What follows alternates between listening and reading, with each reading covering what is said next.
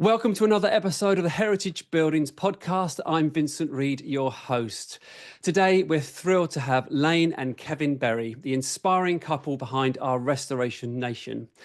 Their platform has become a beacon for historic home enthusiasts, sharing their personal journey of restoring old properties and fostering a community of like-minded individuals who are passionate about architectural preservation. Now, what began as a personal project to save a single historic home has grown into a movement of storytelling, education, and connection.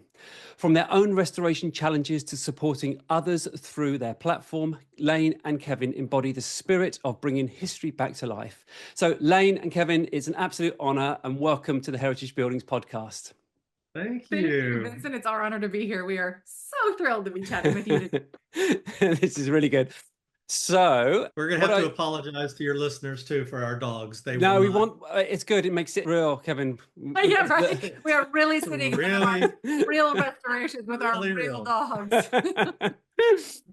So let's start with, I just want to know the beginnings and how you started with this and what you were doing at the time and what inspired you to get involved, really. Right. Kevin has a longstanding love of architecture. He went to college, majored in advertising, but really was passionate about architecture. I was a communications major with a fascination in and of and for antiques and historic architecture, but went in a completely different route, much like you talked about, a completely different route. I went into banking and then dress design, and always in the rear view mirror in the background or quietly over here, we were always working on restoration projects. We married in '96, bought our first historic home 3 years later, needed a little bit of work as they do. Sorry. It's okay. Needed a little bit of work as they tend to do. And that was 25 years ago. And so that it just sort of slowly morphed into from being a hobby, a pastime, to being a passion, to being an occupation. I liken it to, I had a lot of book learning when it came to restoration and historic architecture. I was constantly reading and constantly learning and constantly taking classes. But it's sort of the difference between taking musical theory class for years and years and years, and you take all these musical theory classes, and then when you finally sit down in front of the piano, it doesn't matter that you know all the musical theory in the world until you actually put your fingers on the keys. And so we sort of had to get to that getting our fingers on the keys point. And that really started for us about 25 years ago with that first small project that we were going to do that then just snowballed from there.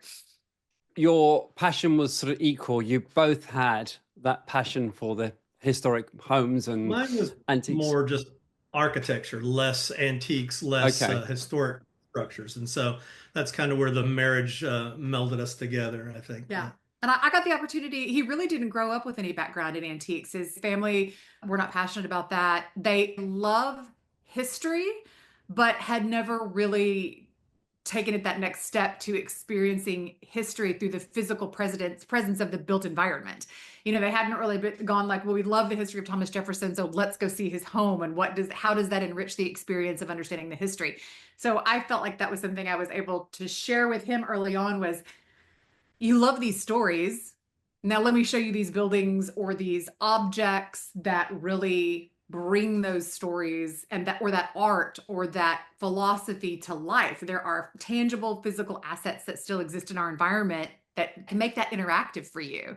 And so I think I got to open that world up for him a little bit. Yeah, I mean, it took a little while. It did. It took a little while, but and the old house that we bought in '99 was not in the plans at all, and ended up being just basically a deal that was too good to be true. And we were able to get into this, great structure for a good price, and it needed some modifications. And so we learned how to do those and just moved on from there, basically. Yeah. And then it became as much his passion as it was mine. And he's been so open to learning all the things, right? So if I have a passion for, say, George III furniture, he is very into learning about what qualifies a piece as George III as opposed to William and Mary. And I have a huge collection. A secondary passion is Jacobean and Stuart era jewelry. And so he's always with me, sourcing those pieces and learning about those. So it's kind of like this umbrella of, tangible assets of our joint history that we can put our hands on and feel and become involved. I can wear the jewelry, we can live in the house, we can repair the structure.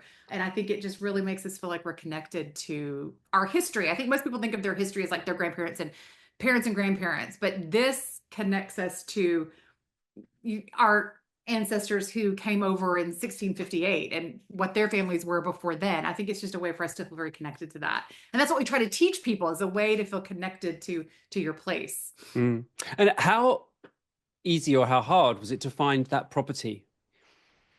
Your first? That one was easy to find, actually. And that one was in the city that we wanted to live in. And Laine was a realtor at the time. Weren't you? Were you? No, I was a lender. I was working in banking. Okay. But I had a lot of contacts. So obviously, she had been a realtor. Right. I'd been a realtor. And I was working in mortgage lending. So that was, all the contacts everywhere. People knew that we were looking at building a new home, but I had sort of like put the word out to my friends because I really wanted a historic home. Hey, if anything wonderful comes up, let me know. And sure enough, one of my friends called and said, hey, I've got this house. It's not even on the market yet. You want to come take a look? And I walked in and it was literally the exact floor plan of the home we had drawn, and decided that we were going to build new. And so I thought, okay, all right, I know he's not going to want to do this. And I didn't want to call him. I was scared to death. I thought he's going to shoot it down right away. But I called him and told him, and when I told him the price, he was like, let's go take a look at that. Let's go take. No, I think the thing is that we're both open. We're open to new opportunities and to learning things. And that's kind of why we've ended up where we are, just being open and willing to learn and willing to get our hands dirty and do things, learn things. So that's how that first one happened. And you wouldn't even think that it was an old house. It was built in 1933. He's going to laugh. I was going to ask you how old that was. That was quite old. That's an old house for the States, though. 1933.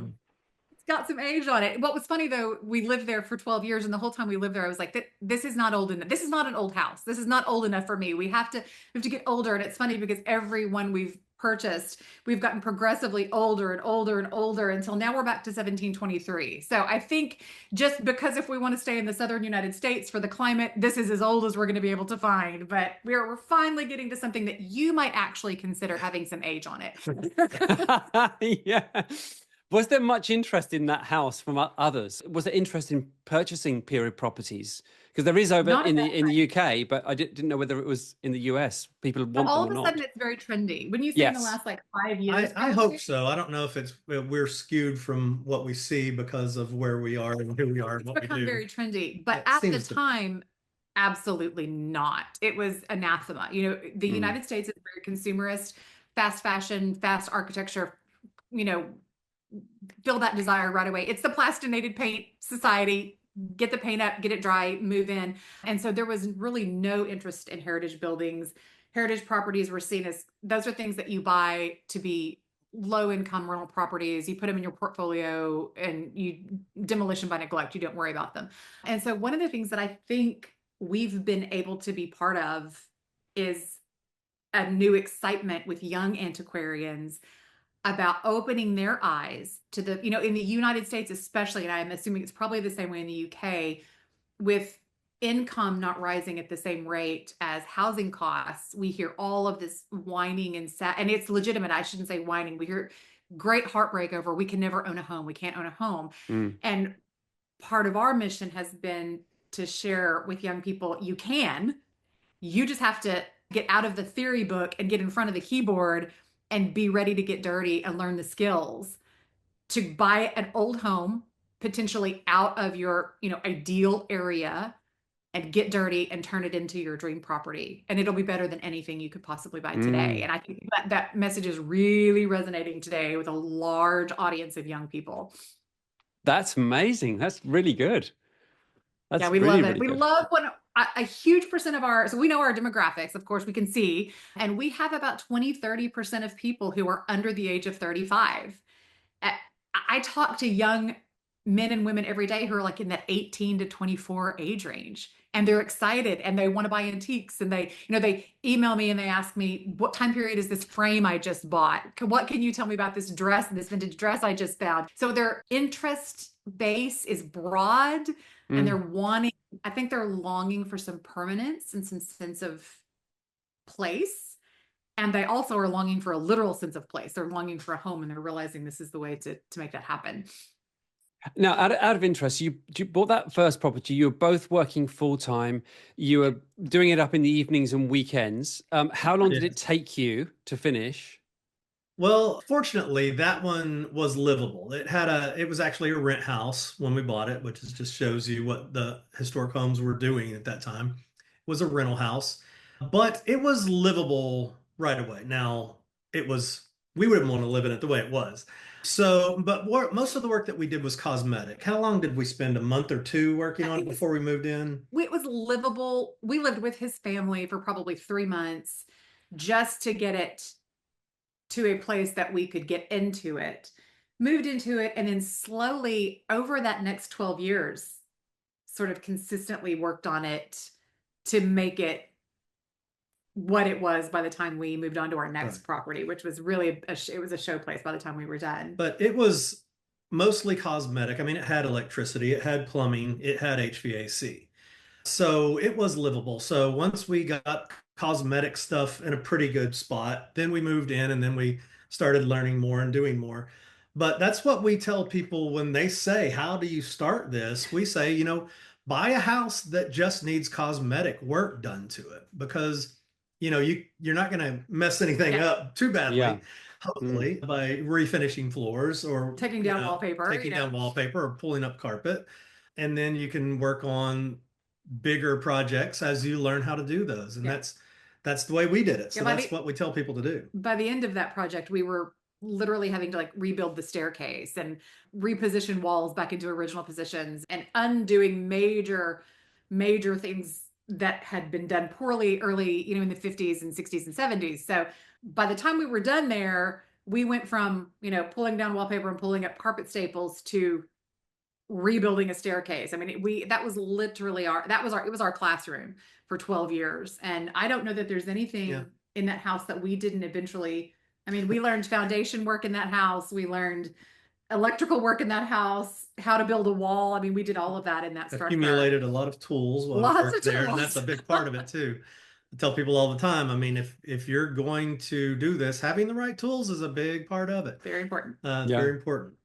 So once you'd finished, was there a good return on your investment straight away? Or there was. There was. Okay. I just wondered if you'd spent so much, it took a while before you could get a good return if you were going to sell that property as soon as you'd finished restoring it. And we hadn't planned on selling that property. We were going to live in that house. None of this is by design. Almost like you, we sort of happened into all of it. Truly, we did not intend to sell that property, but a home a block away that I had looked at since I was in high school that I had loved. As far as I had seen, no one ever lived in it. They were just very elderly. You never saw them out. Came up for sale. And it was horrifically bad. It was a hovel.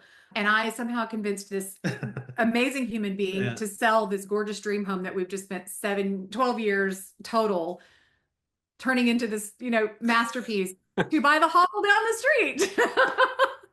And we did. And luckily by that time, the market in town had taken a massive swing. Interest in historic properties was coming up. So we were positioned really well we were able to make enough money off of that one to buy the next property and do the restoration on it.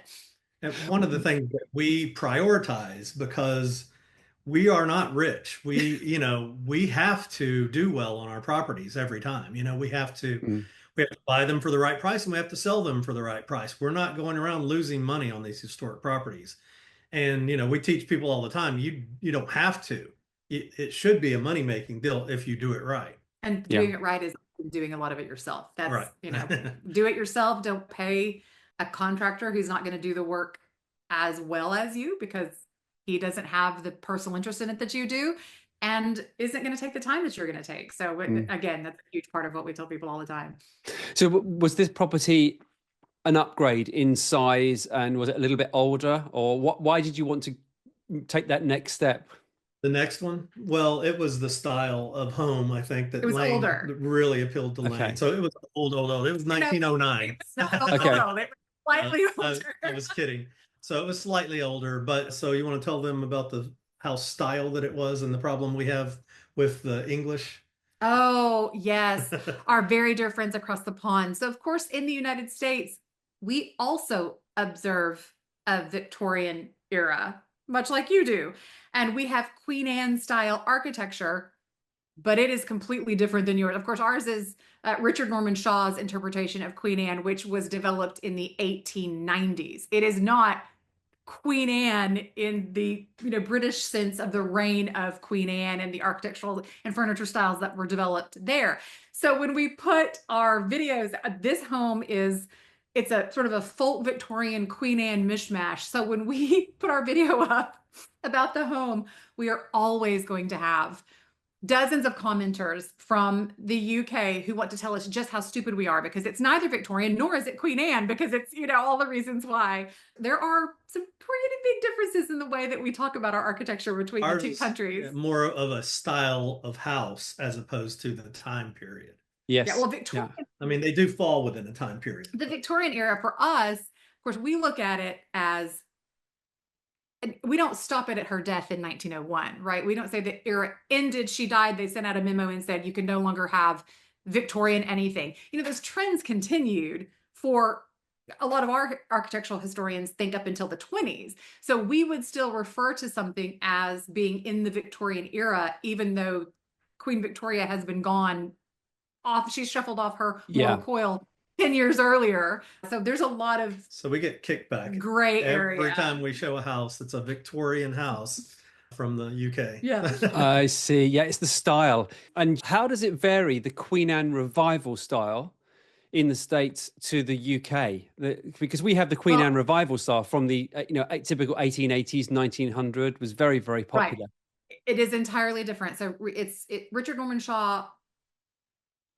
I don't know what you think of as a quintessentially sort of like American Victorian era home, but it's very asymmetrical, lots of towers and turrets, almost that Swiss chalet look that we get here, lots of fretwork, lots of gingerbread, lots of asymmetry, mismatched gables and dormers. It's almost like they took everything, Richard Norman Shaw took everything that he could find in a newly industrialized architecture environment. We've got all this machinery, we can create all these bits and bobs, and he just threw it all at a house instead of that sort of very refined Queen Anne revival. I think of a British Queen Anne revival as a very high style, simplified, elegant style, and ours is just this like chaotic circus of architecture visually going on, maximalist, all the whirligigs and bobs that you can throw at it, and stick a tower on the end, and that makes it even better. We did have a similar thing really over here. So you do find some Queen Anne revival buildings that have had similar to this, where they've not kept to the lovely sort of simple symmetry of the typical Queen Anne period. They have thrown lots, Jacobean, Elizabethan, and then Victorian. I mean, my house is similar. There's no symmetry. You have 4 chimney pots on our house, and they're all completely different. It's almost like they said, we've got all these styles, we don't know which one. Let's mish them all up in a big box, and then just there we go. Yes, that's what it is. So and Shaw was a British architect, so it probably played his take on it plays very heavily. Interesting. What he found over there and then brought it over here and was like, look, we're going to Americanize it, make it a little more gauche even, and throw up all So this particular property, so it was 1909, and was it a similar renovation? I mean, was it it wasn't 12 years. It was. We still live there, and we're still working on it a little bit. We still own that home. Yes. We're in a different state most of the time now. But yes, that one was rough. I mean, they basically sold it as a teardown. Yeah. It was on nearly an acre of land. But before we could do anything, we spent 6 weeks working on the foundation. We had to, so we bought it We looked at the foundation, realized that it really was not safe to go in. We ended up jacking the entire house up, completely redoing the foundation, and then starting demolition on the inside. And there was one day, Vincent, that I remember being the day that I was like, okay, we can now do anything, because I walked in the front door and we'd had to pull up all of the floorboards, and it was just, you walked in the front door and it was just joists and dirt. And I thought, well, there's the outside on the inside. So if we can get the outside back in the outside, we can do anything. There's nothing in a house that we can't fix at this point. And sure enough, within a year and a half, we were living in that home, and it's a beautiful home that we made tons of discoveries and loved the process. You must have had This one was a hands-on class. This was a master class of learning, because we got into everything. You must have had your days where you thought, what have we done? Why are we doing this? Why don't we go and live in a new build and spend our time jogging in the park or whatever? You must have felt like that. We say that. We say that every day. We just, for some reason, we don't take the easy way out. I don't think we ever have. No, I think very quickly he realized you cannot duplicate today what you get in a historic home. And so all the blood, sweat, and tears are so worth it to preserve the materials, to do it right, to have someone do it where they're going to take off the vinyl siding, preserve the original windows, raise the ceilings back up to their original height, as opposed to someone who's going to go in, put in, vinyl clad windows, bust out all the walls to make it open concept. So not only do we both realize and appreciate preserving the architecture, preserving that history, but for him, I know a huge part of it is just the value of the materials that are in that house. Yeah. And I think that one we did preserve as much as we could. And that house, we used more materials from the box stores than we ever do now. I mean, not only do we reuse everything that we can, and we did there too, but we don't go to the box store and buy timber. We go to a salvage place and buy historic timber, so that we get that old growth lumber and the proper materials. Because here, I don't know what it's like there, but you don't go to a big box store here and buy cypress or anything other than pine, basically.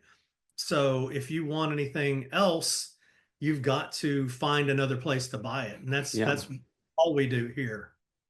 Yeah, no, it's the same. I mean, it's incredibly hard to get good quality timber here. It's very, very hard, because it was, they knew how to, well, one, they didn't chop the trees down so young, and they didn't grow them as fast. And also they knew what they were doing. They would cut down trees that had fantastic heartwood in, they seasoned them properly. And that's why it lasts for so long. So you finished, and you still got that property. And what happened? What was next then? So about a year and a half, you had pretty much almost done that, finished that. And then what was next? What was next on the horizon? You still had the energy. This is what I'm amazed I guess by. We were younger then. I don't know, but we're still the energy now, so I don't know how. Well, the next thing we did was decided that we wanted a house in kind of a vacation house. So basically a second house. And so we went for a drive. Florida is one of our favorite states. It's a big vacation spot for people that live in the southeast of the United States. And so we got on a map, and we decided there were like 3 towns in Florida that were historic towns. We knew we wanted another historic home. And so we just said, we're going on vacation, and we'll stop in these towns, and we'll see what it would be like to live there. And we'll look at the real estate while we're there and see if we can find something that, appeals to us. And we stopped in the first town and didn't go any further. we found the town first and fell in love and kind of knew that's where we wanted to be. It was in 2015, so we're still slightly after that American real estate market crash. Florida was one of the hardest hit states with the real estate market crash, which was in 2008, but it took a long time for that to swing back up. But we didn't find a house that first trip, and we really didn't even find a realtor. We worked with a couple of realtors. We didn't find anybody we loved.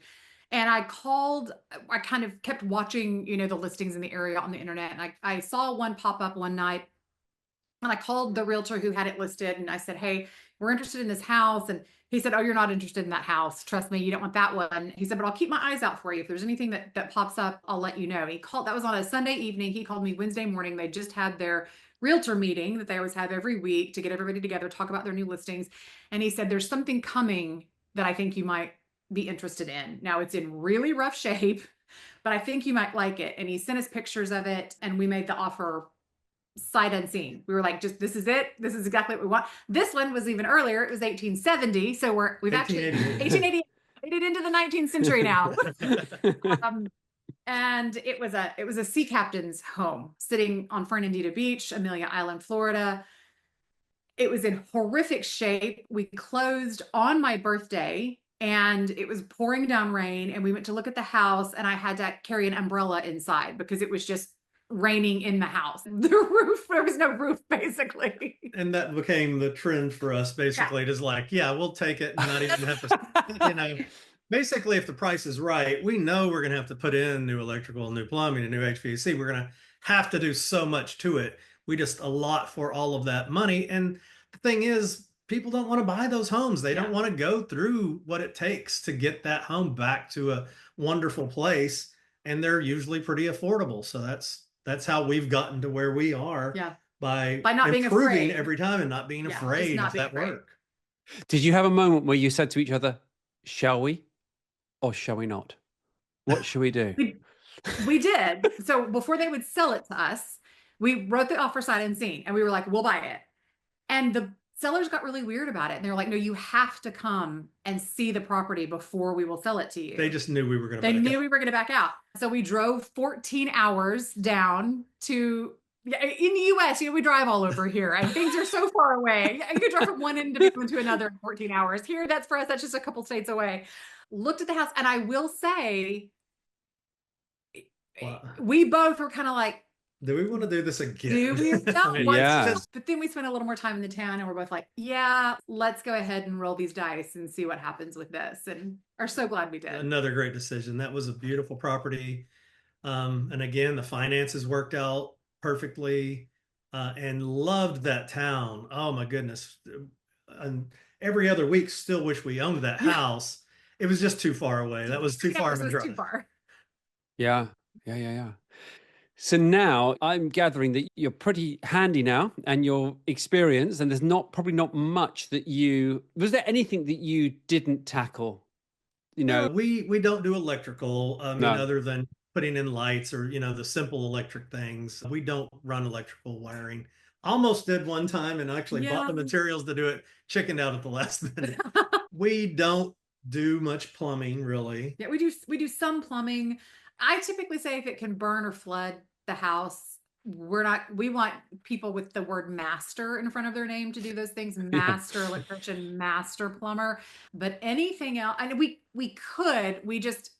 it's always good in these situations to know what you don't know, and to be willing to admit what you don't know. And so for us, the plumbing and the wiring, it's like, you know what, it's okay that we've taken the theory class, right? But I know better than to touch the piano in that instance. Like, piano might stop you. And so we just stick to basically, I think, carpentry, structural. I can put a header up. We can put a header up. We can rebuild the foundation. We're not afraid of that. And we know we can do that properly, but there's a couple of things we'll shy away from. Yeah. And the bigger the project, sometimes we have to bring in people. And in that instance, we're more of contractors. We watch over the project, but we're there every day working on the project. We do still have things that we do outside of it, like the videos that you've seen on YouTube. And, I was in marketing for 30 years. We just, in the last 5 years, have stopped our day jobs and started doing this full time. So we still do a lot of that. Laine she was a dress designer and still designs dresses every now and then. So we've got other things that we do, and it's an outlet for us to continue to do the things that we love. Yeah, to kind of sometimes get an escape from being filthy and dirty all the time. It's so funny. I'll come in like literally covered in sawdust head to toe. Like, hang on, I have to draw a wedding dress really quickly. Give me a second. I've got to go sketch a wedding dress. And back to the window restoration on the side. So did you finish that property? Then you sold it soon after?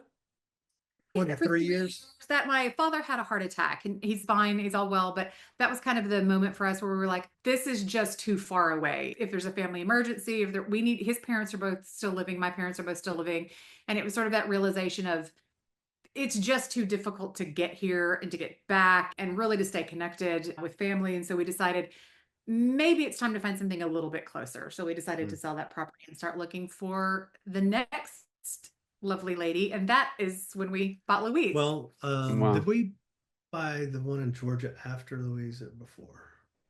After. Okay, sorry. Trying to get my timeline right. Yeah, so Well, this is that you saw.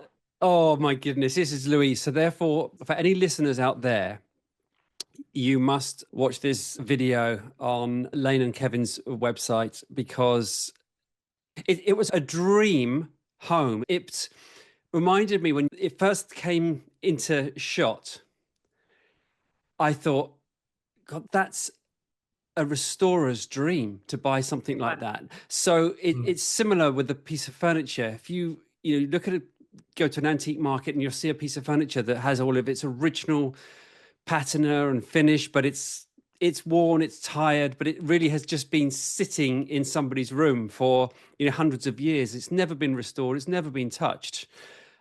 As I say, when Louise came into that shot, I just thought, oh my goodness, this is incredible. So talk to me about Louise. So how did you find her in the first place? She is a special lady. Well, she was pretty famous around, I guess, probably around the world. I don't know about. I don't know. But there are different, Facebook pages and social media pages that follow historic architecture. And this is one that had been featured many times. Everyone saw the same appeal that you saw when you saw that property. But no one would step up and say, okay, I'm going to take this on, because it was a big, it was a 7,000 square foot home, which again, for the US is quite a large home. And the beauty of it was that nothing had been done to it since it was built. The back wing was an 18th century wing that was still in pretty much original condition to the 18th century. And then they had, subsequently built on in the 1850s. And then the last update in the 1870s in that fantastic Gothic revival style with all the bells and whistles. But after 1870, no one had touched it. And so there was the beauty of no one has touched it, but then there was the absolute nightmare of no one had touched it. The entire upstairs was full of kiddie pools. And no one had really lived in it. Nobody had lived in it. It was full of kiddie pools, full of water, because the roof had completely collapsed in the rear where the two L's connected to the main house. Foundation was failing. I mean, it was too monumental a project, really, I think, for anybody else who, we're just so stupid, I guess. And we were like, yeah, we can do that. Anything can be fixed. And we're willing to leave. We are lucky. We laugh and say that we are lucky that we were never able to have children. And I know that sounds very counterintuitive, but not having the responsibility of having to stop and think like, okay, we have people to send to college, so maybe we ought not to take this crazy gamble. Or we have people who are going to want to get married, we're going to have weddings to pay for, so maybe we ought not to take this gamble. We don't have to worry about that. It's just us. So if we take a gamble and it fails, we've not hurt anyone else but ourselves with that. So I think for us with Louise, it was like, well, nobody else is going to do it. Let's see if we can do it. So how long had it been on the market for? Years. Oh, years. You're kidding. Really? That's amazing. Georgia trust. So instead of having a national trust, most of our states have individual trusts, and properties will be donated to those trusts once, families, there've been a family member pass away or go into a care home and the family doesn't want the property. They will be donated to the trust, and then the trust will facilitate getting the property to a buyer that is going to restore the property to the trust standards, to the Secretary of the Interior standards. And so this property had been in the possession of the trust for 5 years, with them begging people, please, they only had it priced initially at $15,000. So it was just free. It was basically free to come try to take on this house. And it was such a dream that it was everyone's dream, but I think everyone realized that it was too big a dream for 99.999% of people. Was it structurally sound? Was the timber structure Well, sound-ish. Back of the house had a lot of problems, and we had to do some foundation work back there. But for the most part, it was I think structurally you've sound. forgotten there was tons of termite damage in the butler's pantry. The roof, we had to rebuild about 2/3 of the roof structure, a good third of the foundation structure. So no, really no, it wasn't. There were huge holes in the Depending on how floor. you look at it. For $15,000, It it was great. structurally sound, but no, not to move in right away by any means. So And yeah, I forgot what I was going to say, but it definitely needed a lot of work. And what date again? Remind me, 17. Did you say 17? There were two L's, and there's a left L that probably was around 1790, 1795, single room, beautiful 18th century construction that had obviously been a house on the property. And then there was another L to the right that was the kitchen that I suspect was an early building, and then very definitively an early separate kitchen. And both of those structures had been pulled forward on the property. And then the 1850s structure was built, and then it got its trendy update probably in the 1870s. Right. I see. And what I was going to say was the difference between this one though and the one that we bought in Florida. That was a tourist town, and everyone wanted to live there, and they still do. It's very popular. This was a smaller town, only a population of like 1,400 people. So while the house, and everyone across the nation saw that house, it was a little less desirable, even though it was a fantastic little town.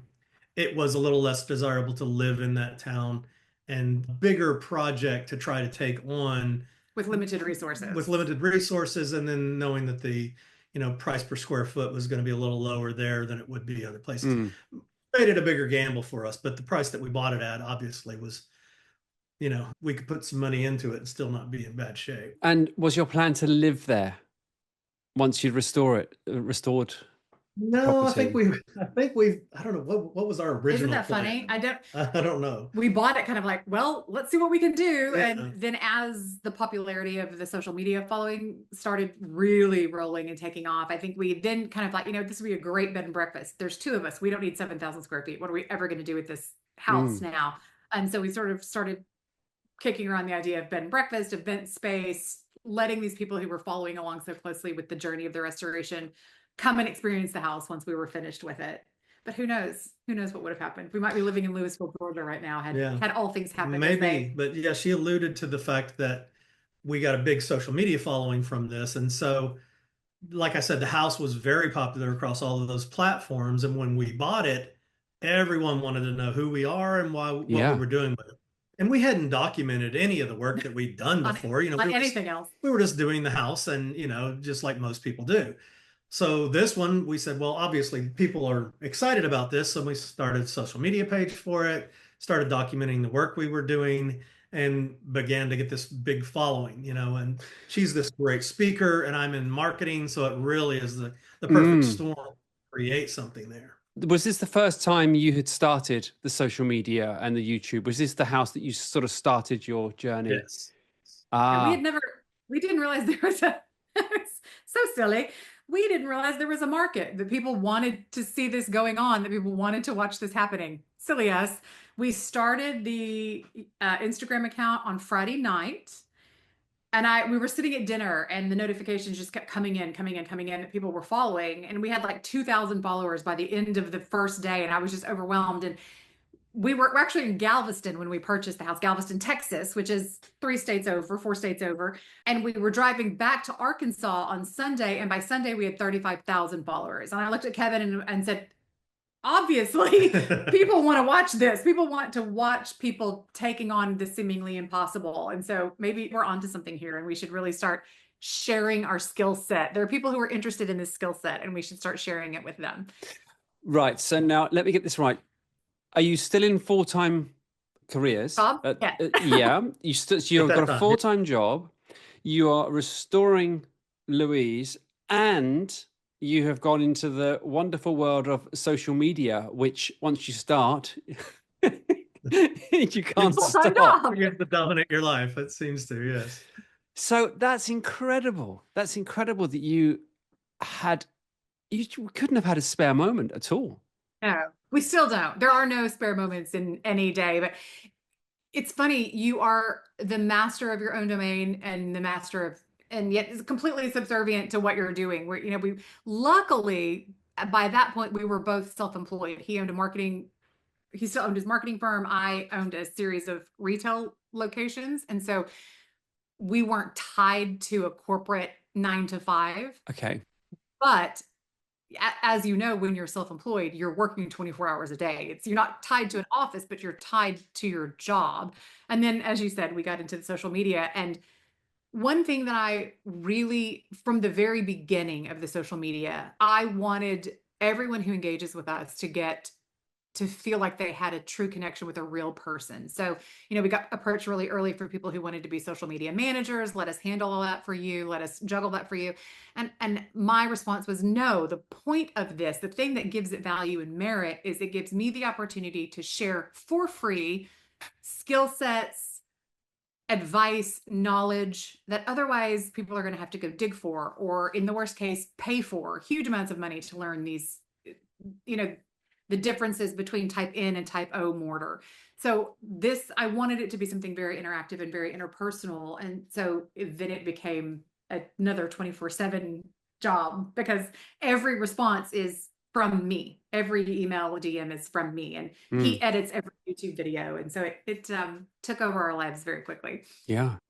Kevin, you had the marketing expertise, and you obviously worked with other companies on sort of social media campaigns and that type of thing. So you literally just transferred your skills into your own. Yeah, we basically just took the social media and put it into our jobs, and it became, part of what we do as well. So it was great because, I've for 30 years had been marketing for other people's products. And basically now I've got my own product. We are this product and the house is this product, and I make all the decisions instead of the client. So it's nice. So she makes all the decisions and I do what she says. But it was really enjoyable and still is. I love to do it. So now we know that there was a tragic incident with Louise. How long did you have Louise before this dreadful fire? You can tell the audience what happened. Yeah. We bought it on March the 23rd. Work started March the 23rd. We literally had enclosed a porch, and the day we closed on it, we took the enclosed porch off. So we started hammers and chisels right away. Worked every day. We had done all of the structural restoration, new roof, beautiful new roof. The windows were almost all restored. We had just gotten a quote for the wiring, and we were just about to start the mechanical systems. Had gone home for our anniversary weekend. I knew exactly what day it happened because it was our 24th wedding anniversary, July the 20th. And our window restoration specialist, we had hired someone to do the windows because the window work was so monumental. There was no way I was going to do all that myself. And he had stayed in Louisville. We had gone in Georgia. We had gone back to Arkansas for our anniversary, check on home, do some things with our businesses. And our window restoration guy called us and said, and he was very flustered, but not panicked. He was just like, hey, I was over at the house working on the windows, and I walked to the grocery store to get dinner. And when I was at the grocery store, there was this huge storm that blew up, and I'm back at Louise, and there's a fire. And so my first reaction was like a tool had caught on fire, like maybe his heat gun had started a little fire. And so I said, well, put it out. Don't call me, put it out. And he was like, no, something's happened. It's a fire. And so I, at that point, just said, hang up right now and call 911 and then call me back. So we hung up, and we were driving home from dinner, and we're looking at one another like, what is happening? And I still think it's just a little fire. It's just a little, it's like, I'm thinking it's a mineral spirits fire. Just go stamp on it. It'll be fine. And then the city administrator's wife called me. And the city administrator in Louisville, Georgia, it's akin to like the Lord Mayor of London's wife calls and says, hey, right, it's the head of the town calls and says, we had a freak storm blow through. There was a lightning bolt that was so loud it shook the entire town. And she just started saying, I'm so sorry. I'm so sorry. And she was crying. And she said, I need to FaceTime you. And she turned on FaceTime, and I held the phone up, and the entire, facing the house, the entire left side was fully engulfed in flame. And what had happened was there was a huge magnolia tree just on that side of the house. Lightning struck that huge magnolia tree, we had pulled all of the windows out of the second floor of Louise to restore them. The lightning strike on the tree blew like flaming debris into those open windows. Oh, It was gutted down to the heart pine. And as you know, heart pine is fat lighter. It's just, yeah. and within 15 minutes, we sat on FaceTime and watched It burns so quickly. it burn to the ground in 15 It minutes. was really just a perfect chimney with the windows being out to suck the air through. And Of course. It was unbelievable to watch. And it's still unbelievable to think about, and the rapidity with which it happened. I can remember sitting on the couch with Kevin saying, "Where are the fire trucks? Where are the fire trucks?" Because it felt like it took forever. In reality, it was probably 5 minutes until they got there. Of course, But yeah. by the time they got there, we watched it because the windows were out all across the front of the house. And so we saw it start in that upper left corner, and we saw it crawl across through the windows and then shoot out the right window. And when I saw it cross the stairwell, I knew, because it had a spiral stairwell that went all the way up, and I knew if it got to that stairwell, it was going to suck it into the attic, and there would not be anything that could be done. And it was unbelievable. God, so tragic. So the lightning bolt didn't actually hit the house. It hit the magnolia. And then the tree to the left of the house was slightly taller than the house, and it hit the tree, sent, just enough flames and burning logs, I guess, into the house. And what time of year was this? Was it in the summer? July. The summer. High summer. So it was so dry. Everything So dry and warm. And they were, of course, I started fighting the fire, trying to save the house. Very quickly realized that's not going to happen. So then it becomes a fight to try to save the houses around the house. Of course, yeah. Luckily, they were able to save all the structures surrounding, but it was an inferno. It was unbelievable. So after this, obviously, this was also put out onto your social media platforms, your YouTube channel. And what sort of response did you have? Oh, people were so sympathetic. I mean, it was really unbelievable how the community came together. And honestly, I mean, the followers probably doubled. I mean, there were so many people that were interested in the project and what had happened. I mean, it was a big thing. So yes, they were so good to us and so kind. And Laine was heartbroken because not only did we lose this fantastic structure, but we have this new community of people that she's talking to daily and friends with. And so are we going to lose this great community now? I just thought I was being able to share this knowledge in a way that I never would have been able to share. I could have been a university professor for 50 years and might not have been in contact with as many people and teaching as many people as I was on this platform. And all of a sudden my classroom is gone. My classroom just burned to the ground. And so there was the grieving of losing the property, which, as a historian, you understand what it's like when you're the one on whose watch a piece of history is lost. So there's that. And then there's the other, we've potentially lost this opportunity to share this knowledge with this huge group of people. What's going to happen next? It was a really rough time. And then of course you're always dealing with those few people who believe that every house fire is an insurance scam. You got in too deep, you couldn't afford restoration. And so we're dealing with the emotional ramifications of those people, people who want to make your tragedy their tragedy and make a buck off of by hitching their horse to your wagon. And it was a lot to deal with in a lot of ways. You must have been so flat for a long time. You must have been so deflated. That's an understatement. Yeah. For sure. And then, you've got to deal with what remains. And so many people too said, "Oh, just build it back. Just build it back." We're like, you don't understand. No. We can't build this house back. It's impossible. It's too far gone. I mean, you look at the overhead shot of the house after it burned, and it's just ashes. There was the front wall, basically still the first standing. Floor facade was there. And so it almost looked like a movie set where you drive by and you're like, well, the first floor is there. Yeah. Well, no, just the front of it is. And so, they were saying, oh, just, build it back. Well, I'm like, well, to build that house back would probably be $2 million. Yeah. Yeah.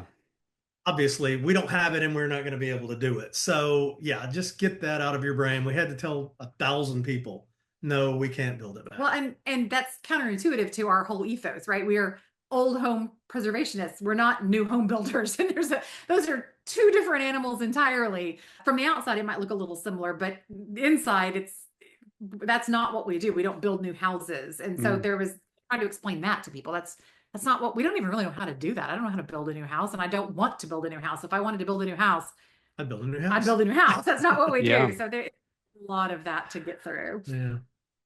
So how long did it sort of take you to get over the shock and then try and work out what the next step was? Did you have reservations about sort of continuing with the social media and your YouTube channel? Did you think about giving it up, or did you have that resolve to carry on? Yeah, we barely had a YouTube channel at that time. It was mostly Facebook and Instagram. Okay. How long did it take us? 3 months or? Yeah, I will say there were very oddly, in that 2-month period from July, August, September, there were 3 really well-known Instagram homes. Historic. One was a new home that was being built. The guy was it was a rock home. He was chiseling the stone by hand. And there was another historic home. All of them burned to the ground, ours and 2 others, within this very short period of time. The other 2 accounts disappeared entirely, like took down their social media, disappeared, got off. And I would assume probably from the backlash that you get, people assuming that you've burned your house down. It was very, very, very hard. And, you may have 9,000 people who are supporting you and loving you, but if you have 9 people saying you burned your house down and you're a felon, that just weighs more heavily on you. And so those 2 accounts disappeared entirely. And I was actually thinking about this the other night, randomly thinking, I remember the night that the 2 of us talked about, okay, we're not going to do that. We're not, there's something here and we can continue it. We just have to figure out what it is. Yes, it was about 3 months that we took, and we sort of shared our social media account with other people during that time. We would have a show off Sunday where we invited other people who were doing restoration around the United States to send us in a video of their project, where they were working, what they were doing. And we put their project on our account to help get them followers, to help show the work they were doing. So we did that for a while until we could kind of get our feet grounded and kind of decide where we wanted to go. I think part of it too was our marketing background, that we knew how to pivot and turn it into something else better than these other people did, because most of the houses that are still around, they are one house that they're working on and everyone follows along with that project. They're not like us where we have multiple projects and we show other things, teach other things. And so we just kind of got together and said, how can we make this something else? And so that's when we turned it, because in the beginning, it was Saving the Big Little House. Saving the Big Little House. The name of the house was The Little House. But it was really, really big. But it was really big. So it was like all of the other accounts where it was about one house. And so we said, well, what can we do to make this a movement about historic restoration, less about one house and more about the whole, everything that goes on with it. And so that's when we pivoted to the showing other people's work, and eventually decided we will do a new project, but we'll take them along with us on how we choose a new project. And so we went to, different states, looked at different homes. And that's, again, not having children, I think, gives us some flexibility so that we can go from our main base to 8 hours away or 5 hours away and look at the right property, as opposed to trying to find a property in the right city. Yeah. That was the next thing that we did. So, and where did that lead you? We eventually bought a property in Georgia. It was a beautiful property, but wasn't really old enough for us. Yeah. It was a 1950s house. Yeah, it was a mid-mod. Oh, how dare you! I know. I have a very dear friend who's a preservation. He looked at me, it was funny, because we went to the town to look at this 1850s Greek revival, and then we also looked at this mid-mod, and he kind of like snarled up his nose and was like, I don't do mid-mod. And the funny thing is, he now lives in mid-mod. Yeah. And I have harassed him and will continue to harass him infinitum and infinitum. That, I think, was more... That was a rest place. That was a restful place. We needed a place to escape. Yeah.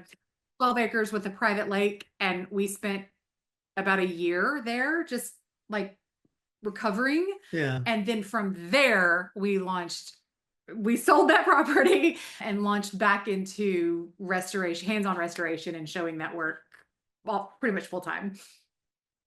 So now, what was the YouTube channel like now? The interaction with your YouTube channel, was that your main source with Instagram as well to communicate with your So really I can tell, I know the answer to this. Instagram has always, if people want to interact with me personally, Instagram is the place to do it. I'm on Instagram all day, every day. I'm interacting with people.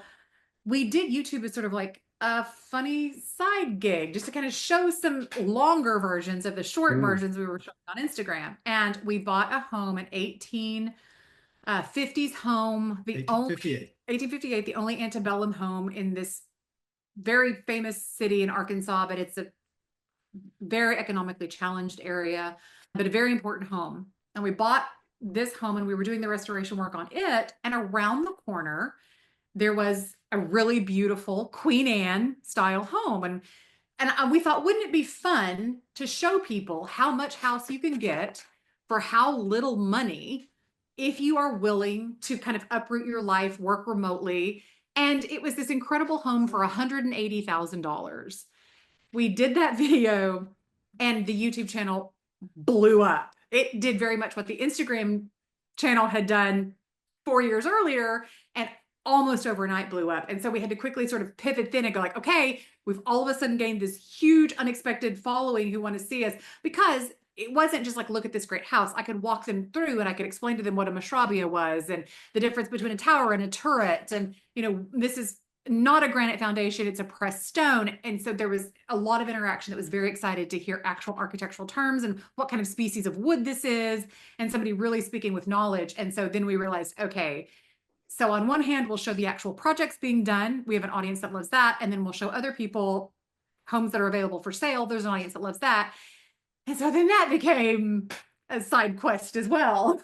And we finally started getting some revenue from YouTube at that point. Made it worth it finally. You know, because we'd done it. I mean, most of the social media, we hadn't gotten money back from anything really. Yeah. Very, very little.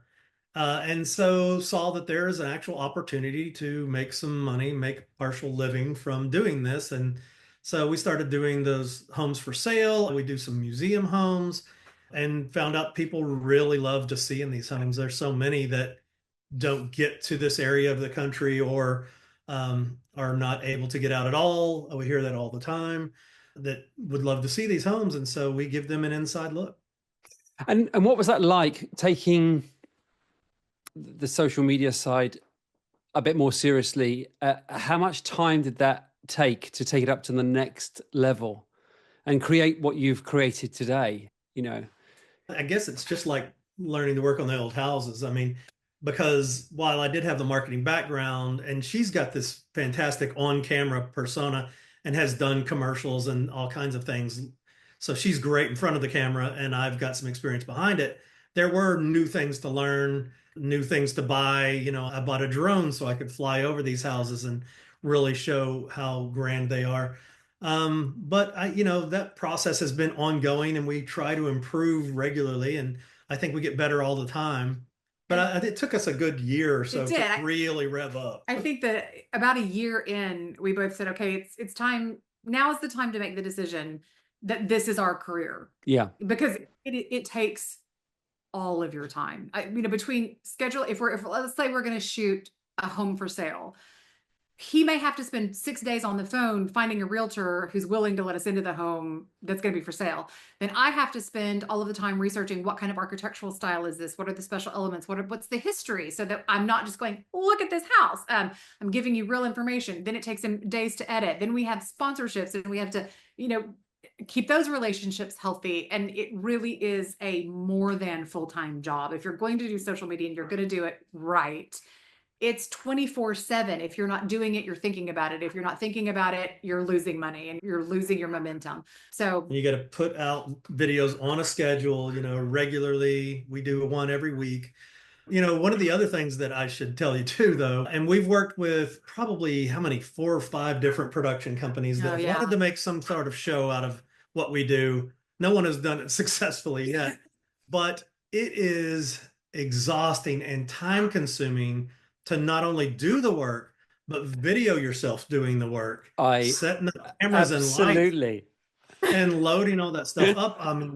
Have you done some of that? Yeah. Showing yourself working So on furniture? I had a lovely project about 2 months ago, and it was restoring an oak floor from the first quarter of the 17th century. So it was around about 1610, this oak floor. And it was fantastic in a terrible state. So day one, I was there with my camera and I'd stuck it up on a tripod and I was talking to camera and saying that this is how I'm removing the tacks. And this, after about day three, I was thinking, I'm never going to get any work done. This is not going to happen. If I just keep talking to the camera and check everything, I'm never going to get this project done. I'll be here for weeks. Yes. So I had to then just stop. And then the next video was the floor was finished, and I had to, that's exactly I had to say, I'm really sorry, I apologize, but it was incredibly time consuming to do what I couldn't do both. So therefore, here's the finished article. I would have loved to have somebody on camera with me, filming me during, the restoration process, but it was just too challenging. So I understand that. And I gotta say, as bad as it was when you're trying to do it yourself, it's actually worse having a crew there, miking you up, lighting everything, moving the scene. You actually get less done, even though you're not the one working the camera, because everything is start and stop, and we discuss what we're going to do now. And then there's interviews that you have to tell them what you're doing. It's worse even. It is. It's one of the reasons we decided that commercial television was not for us. Yeah. At least with YouTube. And again, if you go back and watch our earliest videos, Vincent, you'll see we're sitting and we're talking and we're teaching and we're showing as we're doing. We're spending all of this time actually, kind of like you said, talking to camera while we're doing the project. And as our videos go on, you get little glimpses of work. And then later we're sitting narrating what you're seeing on camera, because we realized, like you did very quickly, if I try to show you and do, I can't do. No. But at least if we're doing it ourselves instead of some crazy production company, we're actually getting to work. These production companies, they're like, okay, go pretend like you're scraping the floor for 30 seconds. We're going to film it, and then we're going to do that 72 times. Oh, now we're going to take lunch. Now we're going to talk about it for 6 hours. And we couldn't get it. We were so frustrated. It's ridiculous. It's rough. Yeah, I don't know how anybody, and I guess most of them really don't do work. They couldn't. They pretend to do work for 30 minutes, and then somebody else comes in and does it, and then they show what that's been done. Because, to actually do anything yourself, and most of the big work that we do, you get less video of us doing it. Yeah. Because I just couldn't do it. I had to dedicate myself to doing that room, and now it's done. Did you get any shots of it? Because a lot of times she'll be in another room and I'll be in another room, and she'll say, did you get any video of that? And I was like, nope. No. So have you worked out sort of a happy medium now? I mean, how are you doing it? Because you're still taking, video of what you're doing, but how have you found the best way of working around this? Well, I will say, so the last project we did was in this same city. We did way more of the work ourselves, but we had no real timeline, at least until the end. We had a horrible timeline, but we had no real timeline, and we had our house at our home base. We could go back there, and then we would come here and we would work on, we tried to do a room every time we were here. And so it was easier that way, and we had a rest from it. And so we were actually able to show more work. Now we have more, but this is such a massive project we're doing now. I don't know if we want to broach what we're doing yet, but that we have more people. I mean, we've got 5 people that are working every day that are just on our payroll, that are not, that are above the people that are doing electrical and plumbing and HVAC and roof. And so we kind of will go in and we'll video some of the work they've done and try to capture them doing some work, and then try to capture ourselves doing some work. I don't know. Have we found a happy medium, I guess? The answer to the question is no. We've not found a happy medium. We still struggle with that. It's very difficult.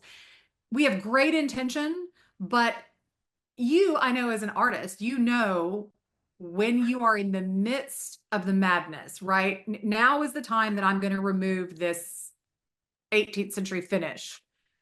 you can't get in the middle of it and then be like, oh, I needed to video this. There's no stopping point in so many of these projects. You must continue working the shellac, or the shellac re-solidifies and you're starting over. So it's like that with so many of these projects. There's no real way to set up the camera at the beginning, but if we get halfway through, then the header's halfway up. And so we just catch as catch can. If we're lucky enough to be working in the same, like the other night, I was stripping paint off of the ceiling of a project at the same time he was removing the windows in my area. So I was like, wait, let me get the phone out and video you taking these windows. That is probably the most difficult part of all of this, is capturing enough to keep it interesting for the audience, enough for them to feel like they're learning and seeing, not so much that it gets dull and turns into a weird episode of like, this old house that's boring. So it's a huge challenge. I've just come up with a plan. Okay. I like it.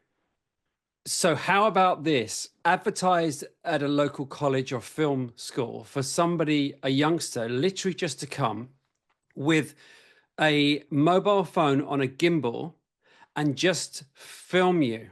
Literally just walk around and just film you on a mobile, because mobile phones are fantastic now, aren't they? The quality of the images. That's what we use. In fact, we do a couple of those, but the mobile phones are better. They've got a built-in gimbal basically. So that really helps. I do have a gimbal that I use also. Yeah. But it's a great plan, Vincent, and not one we haven't considered. Here's the problem. Again, okay, go on then. Go on. The size of the United States creates a problem for us because we tend to work in super rural areas. I see. And so the closest, say, community college from us is 3 hours away. There's a high school here, but probably none of those kids would want to be involved. It's a very small town, very limited resources. And that's part of what our focus here with what we do is we show people small town living, because so much of United States living is big city, London style living. And that's where the real estate is so expensive, that we show people how much you can get for your dollar if you're willing to go into a smaller rural community, but you make sacrifices when you do that. And one of those is ease of access to workmen of all types, including audiovisual help, which we would love to have. It's a great plan. Great plan. I'm sure there's a perfect storm where that could happen someday. But, like I said, too, we're so spotty. We travel a lot. So they'd have to be at our beck and call. We'd have to say, okay, I'm going up. I'm going to work. So meet me over here in 15 minutes, It's like from one project to another, not like we go we're not. Jaunt around France every few months. No. Well, the terrifying fact is that there's probably going to be an AI robot available soon to do this for you and follow you around. Right. No, I watched iRobot. I am never going to have one of those. So let's move on then to your Hope Farm. That's the correct name? Hope Farm? Yes. Hope Farm.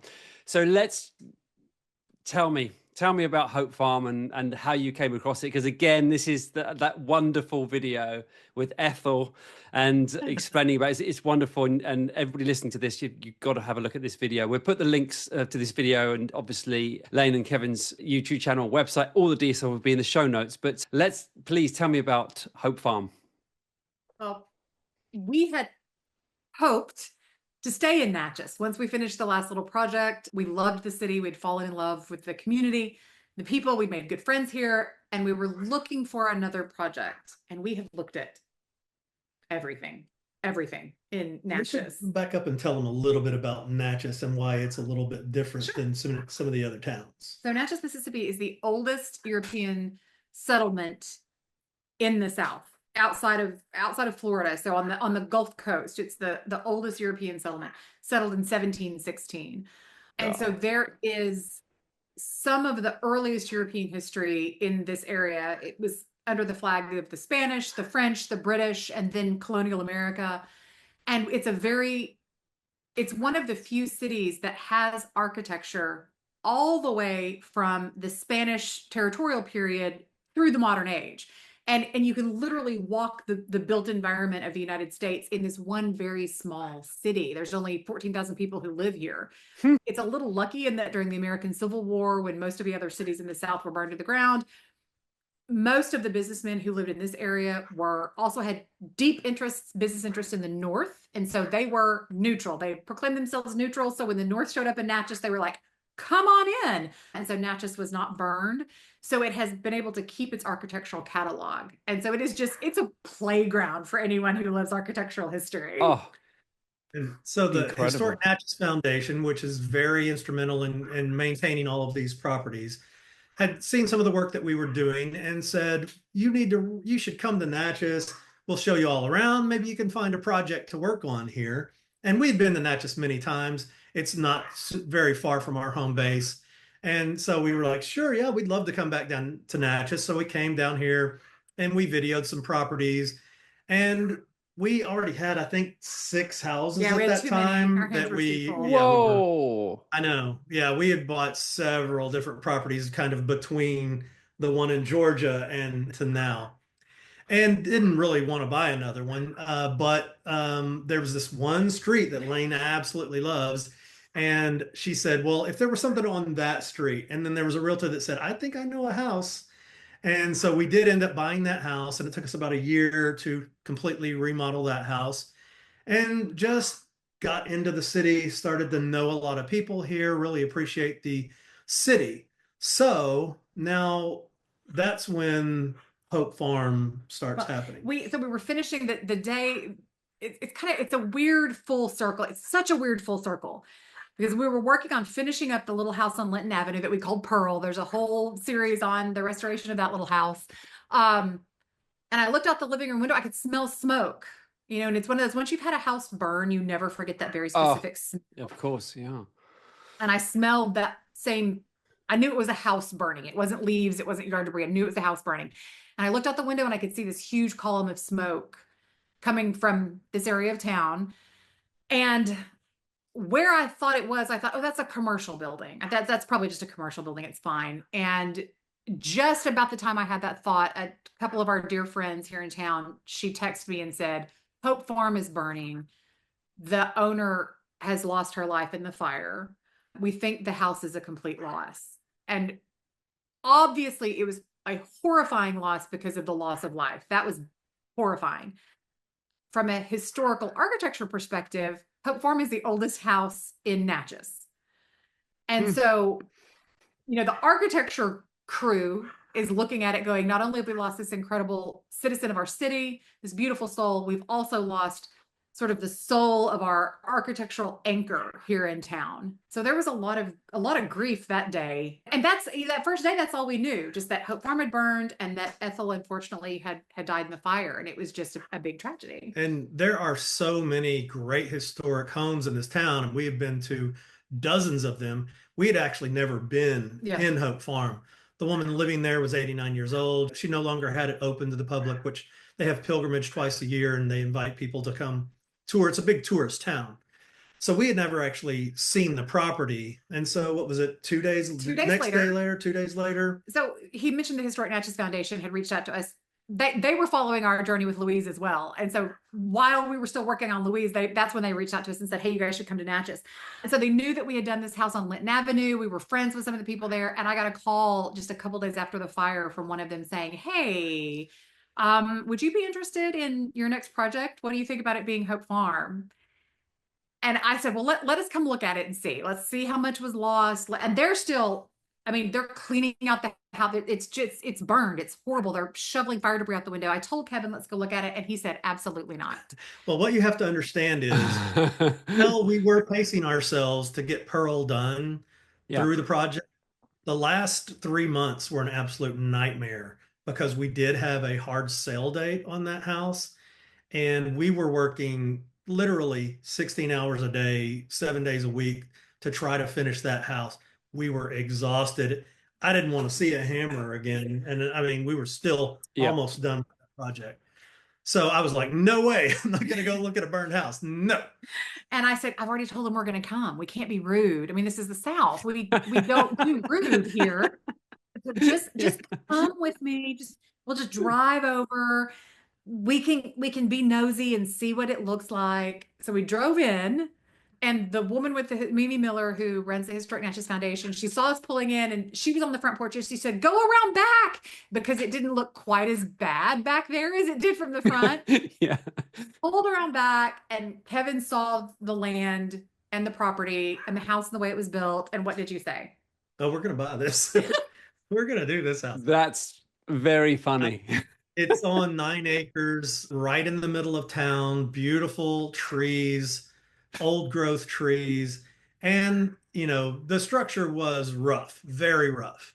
But it was also, the design of it was really appealing to me, because we had friends that had a house that was a similar layout, had kind of a courtyard. It was built on an L. So it had a main house, had a side house, and actually had a little cottage down the hill that we're in right now. And I don't know, we've got the ability to look at an old house burned or falling down or whatever, to look at it and see what it can be. Yeah. We had so many people ask us, what is even left? And my answer is, it's a framed house. It'd be equivalent to you driving into a neighborhood to look at a spec home that's been framed up and there's no roof on it. That's what's there. And luckily in this instance, we have a lot of existing doors and trim and mantles. There are a lot of original pieces that are still there. And the beauty of Hope Farm and the fact that it was the frame, the skeleton remains, is that's the part of the structure that we think maybe as early, some parts of it is 1723. So that remains.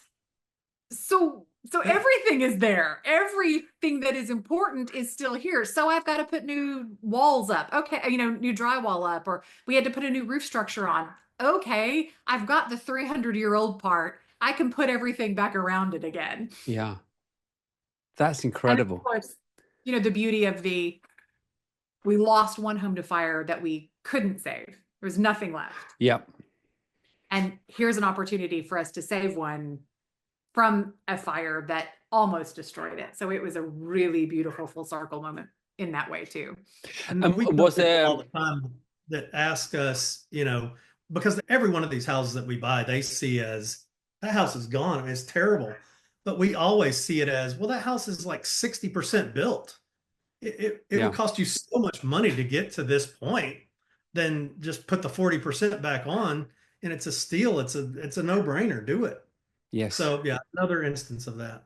And was there any other competition for people to purchase that? Not anyone else who wanted to restore the property. And okay. So that we actually had to go through an interview process with the family. We met them. So the Historic Natchez Foundation set up a dinner or drinks for us. And we met the oldest daughter and the oldest son of the family. There were 6 children, I think, or 4 children altogether. 4, yeah. And we met the oldest 2, kind of a preliminary meet and greet for them to vet us and see if we were really who we seemed like we were. We could do what we said we could do. Our intentions were in the right place. There were a couple other people who really wanted the property. Again, it's 9 acres in the center of town. It would make an incredible subdivision if you raise the houses.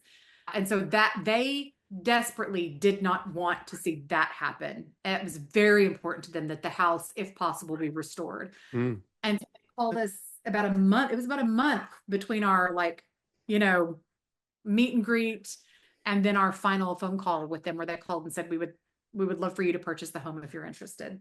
And fortunately, they were raised by, someone who appreciated. She grew up in Natchez. They grew up in New Jersey. So she had moved to New Jersey, lived there, lost her husband, and then moved back to Natchez, purchased Hope Farm, and just had a real appreciation for the history, for the city, and instilled that in her children. So instead of cashing out and selling this property for way more than they sold it to us, they wanted to preserve the history. And so we're very fortunate. The whole city is fortunate that they had that mindset. Yeah.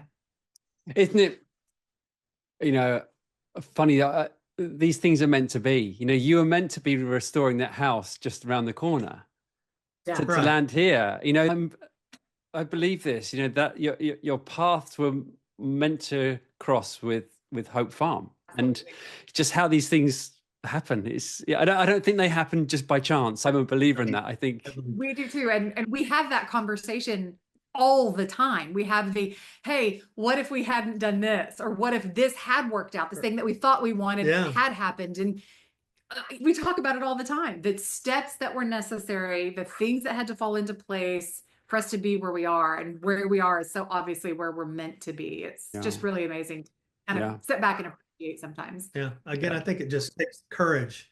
You know, we have to have the courage to accept those, or to take those opportunities when they are presented, or to accept the closed doors. You know, so a lot of where we are now is because a door closed that we thought was going to be this incredible, again, like the television show, we thought that was going to be this incredible opportunity, but had that door stayed open, there's no way we would be here. And so, you know, accepting having the courage to accept the challenges and to accept the no's at the same time. Yeah. Now, for our listeners, I've primed Laine and Kevin for possibly coming on to do another episode in the future to talk about more detailed restoration of both Louise and Hope Farm. But so hopefully they're going to accept it, but let's see. But where are you now with Hope Farm? What stage of restoration? We're really happy with the progress that we've made. We're just a little over a year into actual work at this point. You know, when a lot of times we jump and then figure out where we're going to land. And, you know, this is, again, was one of those opportunities where there were several things that we were like, well, we've never done that before, so I guess we'll figure it out. There were 2 or 3 challenges. Removing the old roof. Let's save that for the episode about Hope Farm. We'll just say that we have overcome some massive challenges that you'll have to tune in later to hear about. Challenges, crazy things, but have stayed on target, on path. We've gotten all the mechanicals in, the electricals in, the plumbing's in, the major structural is all done. We are within sight of starting, you know, finishes, putting up drywall, and then getting to start the exciting build out part, which is unbelievable. I think we may actually possibly be living in the main home under the 2-year time frame that I had initially set for the restoration. I'm not going to make any promises, but it's feasible that could be possible. Yeah, but I don't think we've really explained what this is either. The cottage that we're in right now is about an 800 square foot cottage that was, your viewers should go watch our hoarder cottage restoration, because it was bad. Now, it's far enough away, it didn't burn at all, but it was in horrible condition. But we knew we could fix that up and live on the property while we oversaw the other work. So we did spend a lot of time and effort and money down here getting this cottage ready. So we've got it done now. We live in it. We're able to oversee the other. Now the other, it's basically 2 houses. I mean, one of them is about 2,400 square feet. The other is about 3,200 square feet, connected by a gallery. And so it's basically like we did 2.5 houses, or we're in the process of. That's the project that we've got. It's not just one house. And would you say this is one of your biggest challenges to date with property restoration? Sure. Okay. Absolutely. Yeah, for sure. Very unique challenges involved in this one from a lot of different angles. But so far we've met those and have not had any unleapable hurdles to date. Right. Okay. Now, just before we sort of close up, I just wanted to ask what your community is like now. And, you know, how has that changed over the last even couple of years? What's it like? Because I'm really interested about the education and the whole connecting, you know, the heritage buildings community. I'm really, really interested in that. So this is the most satisfying part. I mean, it's very satisfying to walk away from a project having completely redone it and saved that house for another 100 years. But what we've grown in this community, and it's so fantastic that we are here. Like I said, this is a tourist town. I think you mean the online community. Yeah, that's what I'm talking about. That we are here in a tourist town. Our community comes here and gathers. And we've started having this weekend where we put on different learning things and parties and events and tours.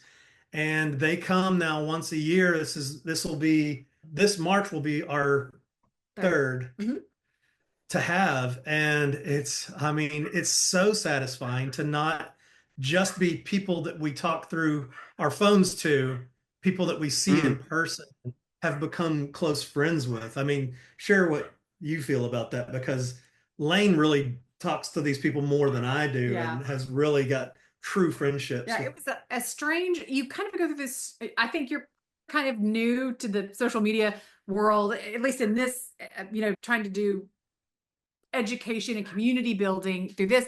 And there is a weird time of parsing out your community, because you'll get this huge influx of people, and not everybody is your tribe. Not everybody has the same mentality. There are some people that you can teach and are open to learning. And then there are some people that just don't get it and want to be in the room just to, like make noise. And so there was at the beginning a lot of kind of parsing out, and for me, learning that it's okay to be like, okay, this is not the room for you. Your room is new construction. You go over there, and that's great, but this is not your room. But once you get where you have this very sort of symbiotic relationship with these hundreds of thousands of people who are giving, not only am I giving to them and they're giving to me, but it starts, this little mycelium sort of tendrils going out where they're feeding each other. So now we have a group inside a group. We truly have a group inside a group that's all in a chat together, and they're all bouncing ideas off of one another. And if one of them knows how to fix the windows there, or one of them knows where to get the glass, or, all the way down to things like, right now that group is doing like some period costuming together where they're making period clothing, and I see them going back and forth with patterns and fabrics. And so it's created this world of people where truly some of them are in Washington State and some of them are in Maine, across the United States. They've come together. They've found a safe place, a place where there's common interest, common mindset. And what's crazy, it's so funny, Vincent, you know how split the United States is politically right now. We've managed in this group, they don't really know, but I know because I get all the direct messages. This is as diverse a group politically and ideologically as you can imagine. But in the group, it doesn't matter. They all have this common interest. We don't talk about that here. We only are focused on these good, positive knowledge sharing. And it's so funny because everybody that I talk to on a daily basis, they all think I ideologically agree with them, which is great. I want everybody to think I agree with all of you, because that's not what we're doing here. We're doing community building. And so it proves that it can be done if you just do it the right way. Another great thing from this too, I mean, she said, we're talking 3,000 miles apart. A lot of these people, they've come from all over the United States. Why does the United States is more than 3,000 miles? Is it more than 3,000 miles? I don't know. But we've had some that have come and met here and live 30 minutes away from each other and continue to support each other in their restoration work from where they live, but didn't even know that they were close to each other, become great friends. We just love that about this group. And you're right, it's 2,800 miles wide. Bam. Oh, that's fantastic. So now for those who want to start their own restoration journey or join your community, where can they find more about your work and your resources? On Instagram at our Restoration Nation. Same thing on YouTube, Our Restoration Nation. Same thing on TikTok and Facebook. We're across all platforms. And all you got to do, like you, Vincent, you just have to join in, shoot me a DM, and you'll get a message back, and you'll be looped in the group. Wonderful. We also have a community group that they could join through our website, which is ourrestorationnation.com. And they do get a lot of, extra things, videos and that kind of thing through our membership group. So they could join that for sure. And it's also got a list of suppliers so that they can get the right products from the right people. Lots of assets there. Wonderful. So it's been absolutely, I have loved this episode. And actually it's the first official US episode. I interviewed my really dear friend Mark Cooper last week. He's a British antique furniture restorer that moved to Catskill up in the north. But he is not from the United States originally. So this is my first episode for Across the Pond, which has been really good. And I hope it's many more as well. And if you can maybe recommend anybody else that you feel that would be interested in being interviewed, that would be wonderful. But I want to thank you both so much. You're a huge inspiration, and your energy and passion is infectious. So I really want to thank you so much. You've had an incredible journey, and you'll continue to share that journey with us. And we're going to include all the details about Restoration Nation in our episode notes, and so our listeners can connect with you, and as you say, they can DM you, and they'll hopefully just get on board with this amazing thing that you're doing. So I'm going to wish you all the success, and also I'm going to hope that you're going to come back for another episode in the future or two. That would be absolutely wonderful. Yeah, but for now, Laine and Kevin, it's been an absolute pleasure, and thank you very much, and goodbye for now. Goodbye, Vincent. Thank you.